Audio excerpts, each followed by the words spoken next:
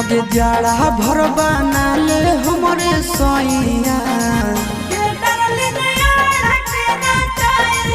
आगे जाड़ा भर बना ले हमरे सैया, आगे दे दे गरमी चढ़े के दबैया।